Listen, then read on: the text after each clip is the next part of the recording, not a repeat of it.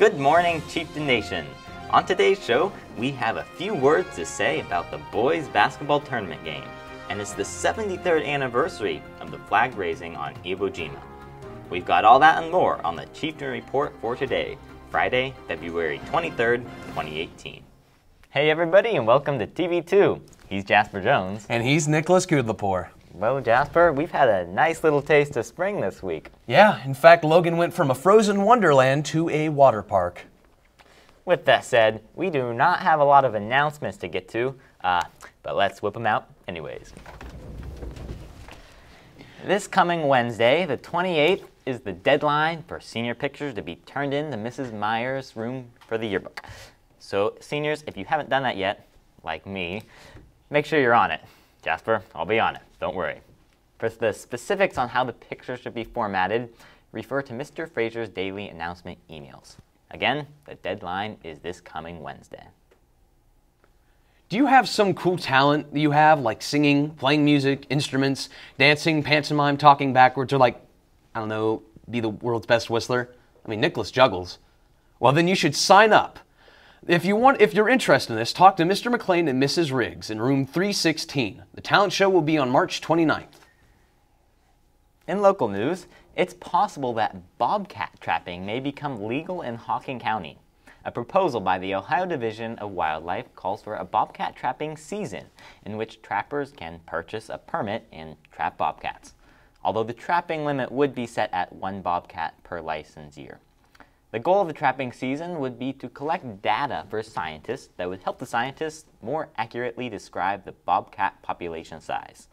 A statewide hearing for the proposal is set for March 15th in Columbus. We'll see what happens. In international news, Black Panther has made $169 million in international box office. It made $2.3 million from South Korea, making it the 5th biggest launch in a Western title in the market, beating Doctor Strange and Thor Ragnarok, and already beating Guardians of the Galaxy and Ant-Man. In Africa, Black Panther sets records in the biggest opening weekend of all time in both East and West Africa. South Africa had the highest grossing Saturday ever in industry history, said by a reporter on Variety.com. Nicholas, if someone were to give you $169 million, what would you do with it?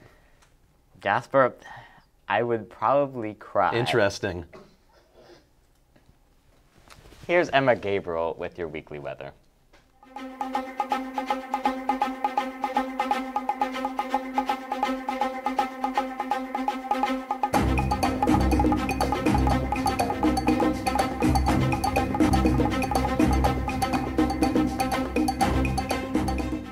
Good morning, Logan High School. If you haven't gotten used to the rain yet, you're in for a treat. There's plenty of it this week, so you better get adapted.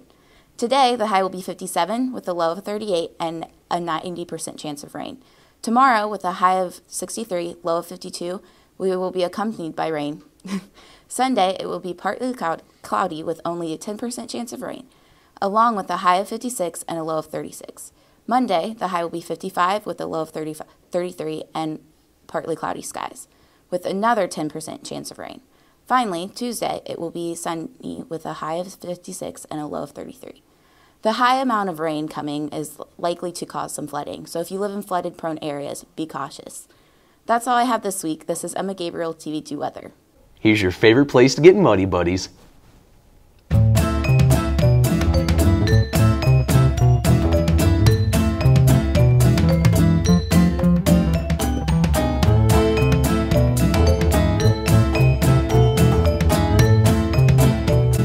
Whether you're buying a slushie, getting popcorn, or getting cookies, you may have wondered how the school store started. I'm here with Lori Holmes. Let's find out. How long has the school store been open? Well, we actually opened in January of 2013, so just a little over 5 years. Where does the money from the school store go? It goes to a variety of sources. We have contributed to the theater department, the music department. We have given scholarships. We have purchased equipment for the store and for our classes, for our students. And we recently made a contribution to the new athletic facility they're building. What kind of items do you sell at the school store? Well, they're snack items. Nothing you could make a meal out of. Pretzels are pretty popular, popcorn, slushies, muffins, things that kind of fill in the gaps with mealtime. What do you think the most popular item is at the store? I would have to say it's a toss-up between the muffins and the Airheads. Thank you for your time. This is Lori Holmes. And this is Kaylin Cook Porter, TV2 News.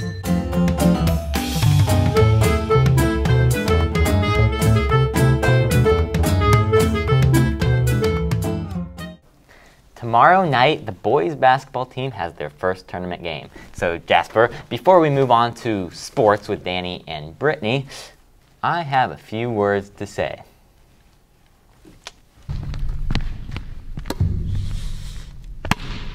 Tell me how a team can be ranked 10th in the state and 12th in just the Central District. Doesn't seem right, does it? I mean, who are we? 20-2, that's who. We're a team bred out of hard work, pain, love, and success. Let the resume speak for itself. Let the power speak for itself. Let the locos speak for themselves. Let me tell you what, there ain't no jelly donut or ball hog on this team. We are the Logan Chieftains, and we haven't got this far just to get this far. Our sights are set on something higher. At this point, it's not just about the win. It's about our respect, honor, and pride. We are the beasts of the Southeast. It's tournament time, and I think it's time for some doggone domination. Let's do it.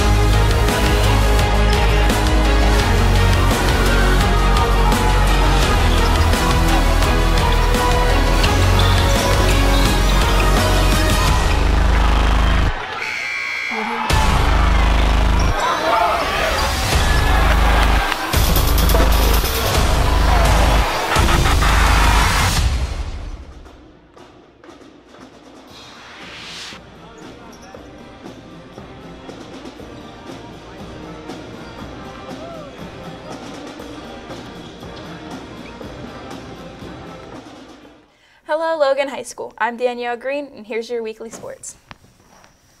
The Lady Chiefs took care of business Saturday night against the visiting Braves of Whetstone High School. Logan scored the first 14 points of the game and had a lead 36-11 halftime advantage.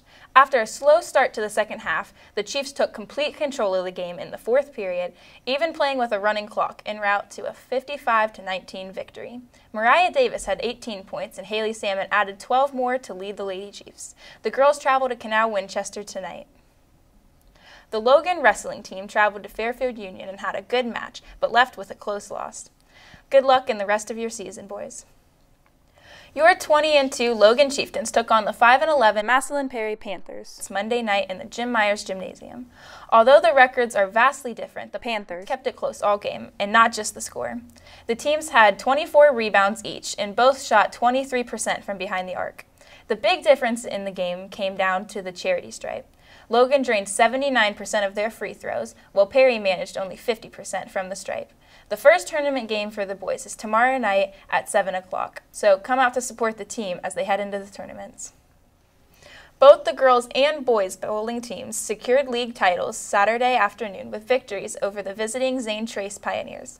The boys knocked down 2,400 pins en route to a 199-point victory. This gives the Chiefs a repeat championship in the FCC and a 21-1 record for the season.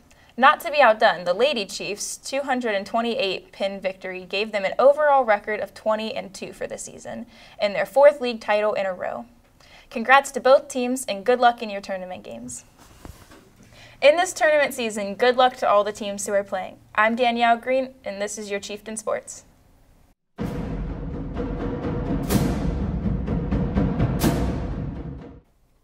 Here's Wyatt Ellinger with a news story.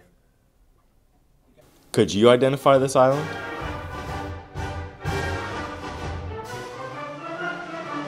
No. This is not Manhattan. No.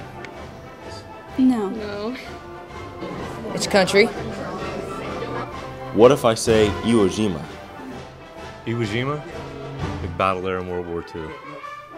No. No.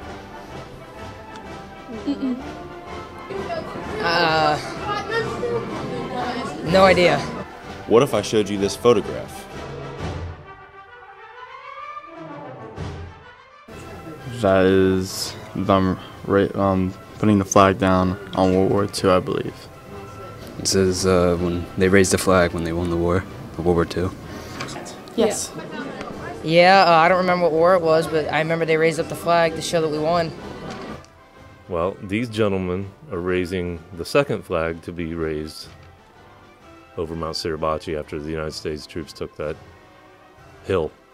Well, this famous photograph was taken by Joe Rosenthal 73 years ago today. It was taken on top of Mount Suribachi, the highest point on the island of Iwo Jima. The flag raising didn't signal the end of the fight, however. The battle for the island lasted from February 19th until March 26, 1945, with the loss of over 5,000 Marines and nearly all of the 21,000 Japanese soldiers there to defend it. Of the 6 Marines in the photograph, 3 were killed just days after the picture was taken. They were Sergeant Michael Strank, Corporal Harlan Block, and PFC Franklin Sousley.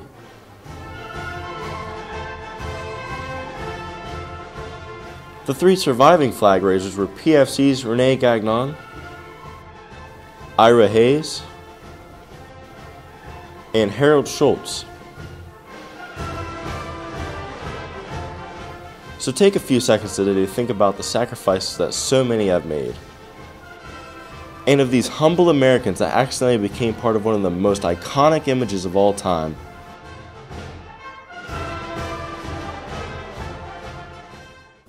Semper Fi.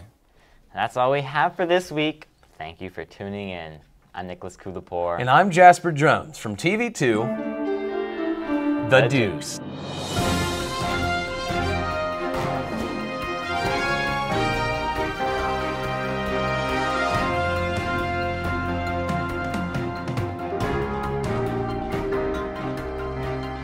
We're recording. Alright, here we go. We need yoga.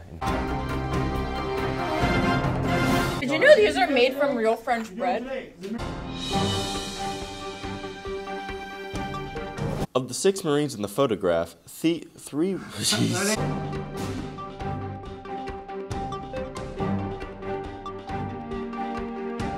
We're reminded that the forms are to be turned into Mrs. Riggs by Friday, February 16th. Stop by and pick one up in room 316. 16th. It's 316. You said February Yeah, February 16th. That was Wait. last week, bro. Yeah, bro. Oh, wait a minute. Screech.